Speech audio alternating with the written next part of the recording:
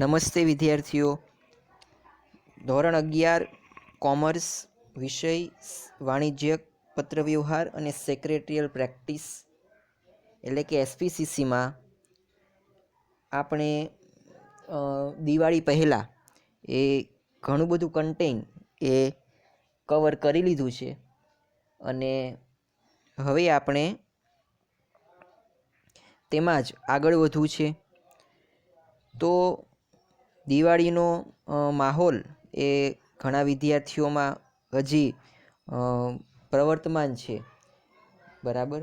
એટલે કે ઘણા સમયથી, જ્યારથી એટલે તમે એક્ઝામ આપી છે ત્યારથી લઈને આજ સુધી લગભગ 10-15 દિવસ થયા અને ભણવાનું કામકાજ એ લગભગ કોઈએ કર્યું નથી એવું હું માનું છું.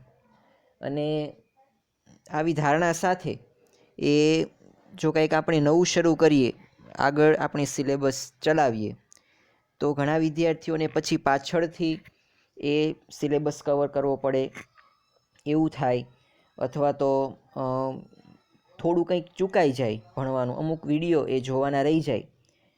તો એના માટે આપણે એવું રાખીએ કે થોડા સમય સુધી આપણે અગાઉ જે કાંઈ સિલેબસ ચલાવેલો છે એનું થોડું આપણે રિવિઝન કરીએ, થોડું આપણે રિવાઇઝ કરીએ અને એકદમ બ્રીફલી આપણે એ રિવાઇઝ કરીએ કે જેથી જે કોઈ વ્યક્તિ એ અત્યારે ઓનલાઈન એ ભણે છે તેને અગાઉનું રિવાઇઝ થાય અને જે નથી ભણતા એને પછી આગળ કંઈક કન્ટેન્ટ એ પાછળથી કવર કરવું પડે એવું ન બને. તો આજે આપણે વાત કરવી છે જે આપણો પહેલો ભાગ છે, બરાબર. એસપીસીસી આખો સબ્જેક્ટ આપણો મુખ્ય સબ્જેક્ટ છે વાણિજ્યિક પત્રવ્યવહાર અને સેક્રેટરીયલ પ્રેક્ટિસ. 11માના પાઠ્યપુસ્તકમાં અને 12માના પાઠ્યપુસ્તકમાં બંનેમાં એ અને બી, વિભાગ 1 અને વિભાગ 2 એ રીતે બે ભાગમાં તમને એના અલગ અલગ યુનિટ આપેલા છે. જે રીતે આપણે બીએમાં જોયેલું કે વાણિજ્ય વ્યવસ્થા અને સંચાલન, તો વાણિજ્ય વ્યવસ્થા એ 11મામાં છે અને સંચાલન એ 12મામાં છે. પરંતુ એસપીમાં તમને બંને એટલે કે 11મામાં અને 12મામાં બંને ધોરણના ટેક્સ્ટબુકમાં તમને બે ભાગ આપેલા છે. એમાંનો પહેલો ભાગ છે વાણિજ્ય પત્રવ્યવહાર એટલે કે કોમર્શિયલ કરસ્પોન્ડન્સ. એની અંદર તમારે કમ્પલસરી પત્રો લખવાના આવે છે, સંપૂર્ણપણે જે પત્ર છે એ લખવાનો આવે. અને બીજા ભાગમાં એ સેક્રેટરીનું આવે એટલે કે કંપનીને લગતી માહિતી તમારે ભણવાની આવે છે. તો આજના લેક્ચરમાં આપણે જે વાણિજ્ય પત્રવ્યવહારનો જે પોર્શન છે એના યુનિટ્સને આપણે થોડાક રિવાઇઝ કરીએ. લગભગ આપણે 1 થી 7 જેટલા યુનિટ એ સંપૂર્ણપણે પૂર્ણ જાહેર કરેલ છે, જેમાં અમુક ભાગ એ આપણે કર્યા જ નથી, બરાબર. અને અમુક પ્રશ્નો, લિમિટેડ પ્રશ્નો, અમુક યુનિટમાં તો અમુક લિમિટેડ પ્રશ્નો જ આપણે કર્યા છે અને યુનિટને ઓલરેડી બહુ નાના બનાવી દીધા છે. અને વળી સરકારે જે COVID-19ની પરિસ્થિતિને કારણે એ સિલેબસ એ 30% એમાં ઘટાડો કર્યો છે. તો 30%ના સિલેબસમાં ઘટાડામાં જે ભાગ આપણે કરાવ્યા નથી, બરાબર, એ જ લગભગ એમાંથી બાકાત કરવામાં આવેલા છે. એટલે આપણે કોઈ પણ જાતનો લોસ એ ગયો નથી. પણ વર્તમાન સમયમાં COVID-19ની પરિસ્થિતિની વાત કરીએ તો સરકારે લગભગ ઓગસ્ટ મહિનાથી 3 અલગ અલગ પોલિસીઓ બનાવી હતી કે જો 15 ઓગસ્ટે શાળાઓ કે કોલેજો ખુલે, પછી ઓક્ટોબરની વાત હતી કે ત્યારે શાળા કોલેજ ખુલવાની, અને પછી પાછી હવે નવેમ્બરની વાત આવી.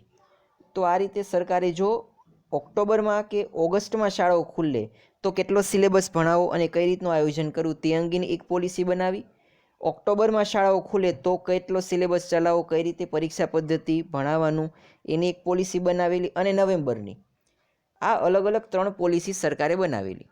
હવે આ ત્રણેય સમયગાળો એ પસાર થઈ ગયો અને શાળા કોલેજ હજી પણ બંધની બંધ, એટલે કે નવેમ્બર મહિનો પણ જતો રહ્યો, બરાબર. હવે ડિસેમ્બર મહિનો આવશે એટલે 23, એટલે કે આજથી શાળાઓ ખુલવાની હતી.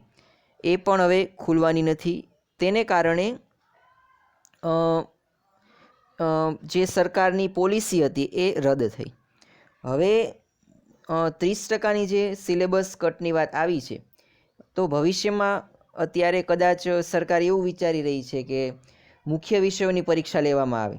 જેમ કે અમુક તમારા કોમર્સના જે મુખ્ય વિષય છે એ વિષય તમારે ભણવાના, બરાબર, અને એની તમારે એક્ઝામ આપવાની. આવું પણ સરકારે કરી શકે. ધોરણ 9 અને 11ની વાત કરું છું, બોર્ડની વાત કરતો નથી.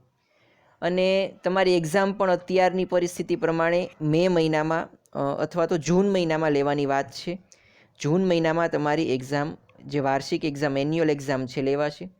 જાન્યુઆરીમાં પણ એ શાળા કોલેજ ખુલે એવી કોઈ શક્યતા અત્યારે નથી. સરકાર તો અત્યારે એવું કહે છે કે 15 ડિસેમ્બર સુધી તો સરકાર મિટિંગ પણ નહીં ગોઠવે કે શાળાઓ ક્યારે ખોલવી. એ માટેની બેઠક પણ 15 ડિસેમ્બર સુધી કરવામાં નહીં આવે, પછી વિચારણા કરવામાં આવશે. તો આ બધી પરિસ્થિતિમાં એ ભવિષ્ય બહુ અનિશ્ચિત છે, બરાબર. ભવિષ્યમાં કેવી પરિસ્થિતિ આવે એના વિશેનું અનુમાન આપણે કરી શકતા નથી. એનાથી બેટર એ છે કે ઓનલાઈન તો ઓનલાઈન આપણે સંપૂર્ણપણે ભણીએ, બરાબર. અને ઓનલાઈન કદાચ જો તમને ટેવ પડી જાય ભણવાની, તો એમાં કંઈ ખોટું નથી. ઘરે બેઠા તમે શાળાએ જવું છો, 5 કલાક ભણો, કેટલા થાકી જાઓ છો, એના કરતાં તો બેટર એ છે કે 2 કલાક કે 2.5 કલાક ઘરે બેસીને ભણવું, અને એ પણ સારી ગુણવત્તાવાળું, બરાબર. અને ક્લાસરૂમ કરતાં પણ ઓનલાઈન એ ઘણા બધા ફાયદાઓ પણ તમને આપી જાય, પરંતુ એની આપણે અત્યારે ચર્ચા નથી કરવી. વાત આપણે કરવી છે વાણિજ્ય પત્ર વ્યવહારની. એમાં ઘણા બધા મુદ્દાઓની આપણે ચર્ચા ઓલરેડી કરેલી છે. એના વિશે આપણે થોડુંક આજે ડિટેલમાં વધારે જાણીએ. તો પહેલા જ યુનિટમાં આપણે વોટ ઇઝ કમ્યુનિકેશન, માહિતી સંચારનો અર્થ જોયેલો અને તેની જુદી જુદી પદ્ધતિઓ જોયેલી, માહિતી સંચારની પ્રક્રિયા પણ જોયેલી.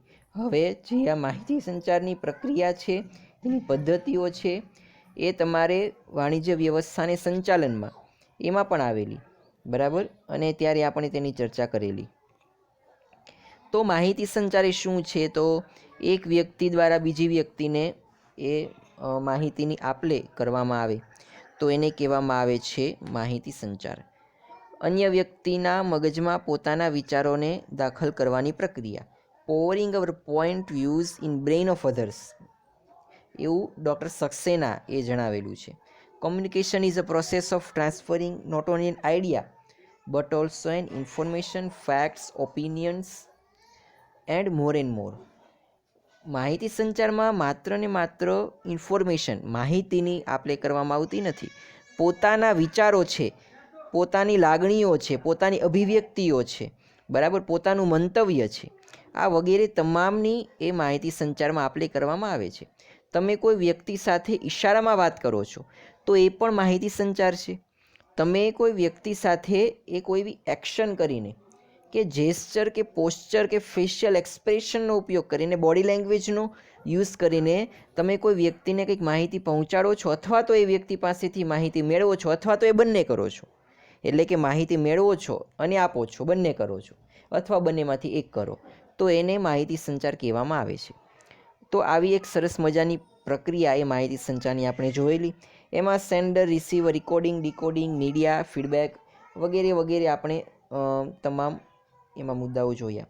પછી oral written, visual, audio visual, silence, આ બધા આપણે એના પદ્ધતિઓ જોયેલી. પછી એના મેરિટ અને ડિમેરિટ્સ, એટલે કે તેના ફાયદા મર્યાદા જોયેલા. પછી આપણે કમર્શિયલ કોમ્યુનિકેશન, બરાબર, એટલે કે વાણિજ્યિક માહિતી સંચાર કોને કહેવાય? તો જ્યારે માહિતી સંચાર કે કોમ્યુનિકેશન પ્રોસેસનો ઉપયોગ એ ધંધા ઉદ્યોગ ક્ષેત્રની અંદર કે ધંધા ઉદ્યોગના ફીલ્ડમાં કરવામાં આવે ત્યારે તેને વાણિજ્યિક માહિતી સંચાર કહેવામાં આવે છે. પછી એની પ્રોસેસ જોયેલી, તો એમાં બોલનાર એટલે કે સ્પીકર અથવા તો સેન્ડર, પછી રજૂઆત એટલે કે ઇકોડિંગ, પછી એ મેસેજ, સંદેશો કે માહિતી, પછી મીડિયા એટલે કે માધ્યમ, પછી ડીકોડિંગ, સંદેશો પ્રાપ્ત કરો, સમજ કેળવવી, પછી રિસીવર એટલે કે સાંભળનાર, અને પછી લાસ્ટમાં આવે છે ફીડબેક. એની એક આકૃતિ પણ આપણે જોયેલી, એ એક સિક્વન્સમાં જ આ પ્રોસેસ થાય છે. પછી મેથડ્સ ઓફ કોમ્યુનિકેશન, માહિતી સંચારની પદ્ધતિઓની ચર્ચા કરેલી. એમાં મૌખિક, લેખિત, દ્રશ્ય શ્રાવ્ય અને મૌન, બરાબર. એટલે કે oral, written, visual, audio, audio visual and silence. Silence is a part of communication also. મૌનને પણ અહીંયા માહિતી સંચાર ગણવામાં આવેલું છે. શાંત રહીને તમે કોઈ વ્યક્તિને કંઈક સાબિત કરવા માગો કે કંઈક કહો, કંઈક જણાવો, કંઈ બોલ્યા વિના, બરાબર, તો એ પણ માહિતી સંચાર છે.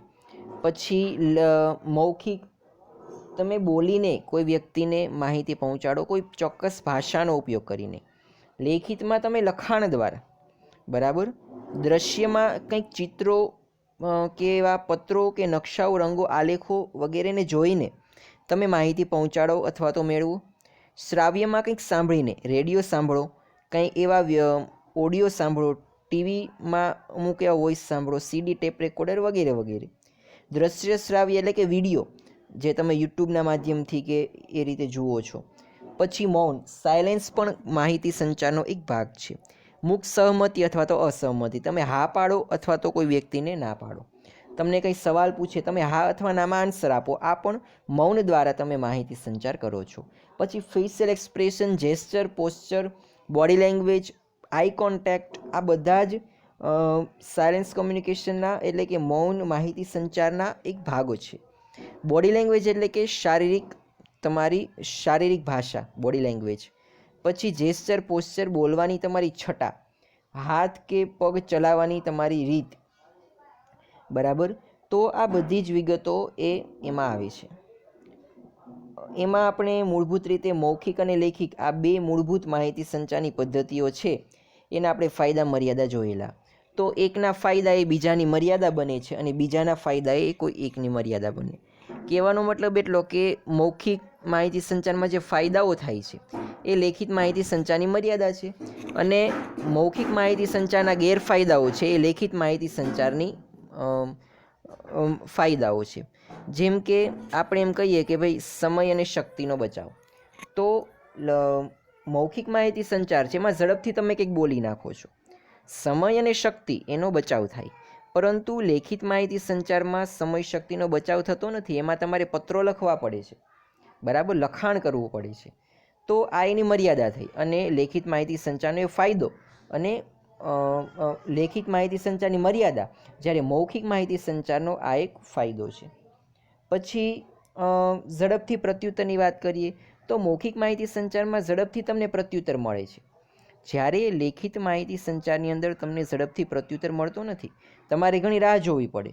તમે કોઈ વ્યક્તિને પત્ર લખીને એ કંઈ માહિતી આપો છો, બરાબર, તો તમને તાત્કાલિક એનો આન્સર નહીં મળે, એમાં તમારે થોડી રાહ જોવી પડશે.